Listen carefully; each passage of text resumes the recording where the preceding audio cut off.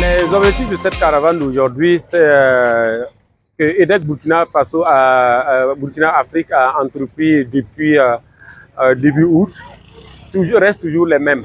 C'est la promotion du Faso d'Anfani à travers la politique nationale du consommation local. Alors donc, EDEC Burkina Afrique s'est donné pour objectif de passer dans les différents marchés EA pour sensibiliser les commerçants à vendre que ce qui est fait local. Et pour nous, c'est spécifiquement, c'est le Faso d'Anfani fait avec du fil 100% burkinabé. Et donc, nous sommes assignés 4 objectifs principaux. Celui de lutter pour la promotion du consommation local. Ensuite, celui de promouvoir l'emploi à travers la consommation du Faso d'Anfani. L'emploi, c'est quoi? Les tisseurs, il y a des millions de tisseuses au Burkina Faso qui vivent du fil. Alors donc, si toutefois on importe du fil contrefait et on importe du faux Faso d'Anfani, vous voyez que ça va tuer l'emploi de ces femmes qui sont à la maison et qui ont une entreprise familiale faite à la maison et avec des pains faits main. Qui est authentique, original, qui est notre identité culturelle. Donc le troisième objectif, c'est de promouvoir le Faso d'Anfani qui est notre identité culturelle vestimentaire.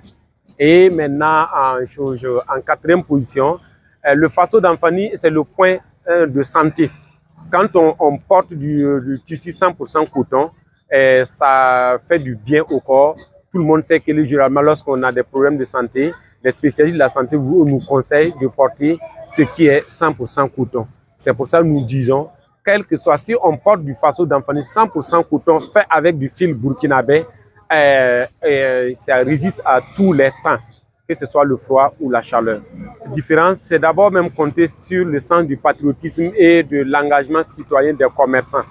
C'est eux qui peuvent vendre rien que ce qui est 100% local. Mais maintenant, pour éviter d'être dupé, d'être arnaqué, il faut insister sur le fait que vous voulez du fil 100% burkinabé, du Faso d'Anfani 100% burkinabé. Parce que quand on insiste là, ça fait peur, ça touche la conscience. Deuxièmement, au toucher.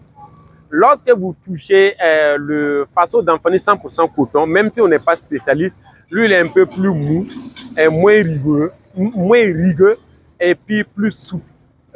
Donc, maintenant, au stade suprême, si on n'arrive toujours pas à le faire, parce que le faux, là, souvent, pour l'identifier, c'est compliqué. Il faut aller au stade suprême qui consiste à brûler. Alors, on enlève le fil Faso d'Anfani original. Quand on le brûle et qu'on essaie d'éteindre, c'est de la cendre, c'est noir et ça ne colle pas à la main. Alors que si c'est du fil contrefait, lorsqu'on veut le brûler, ou du faux Faso d'Anfani, quand on le brûle, alors lorsqu'on veut éteindre, c'est comme du caoutchouc. Vous voyez, quand on brûle le caoutchouc, c'est de la gomme qui se fond. Donc quand on veut le toucher, ça colle à la main.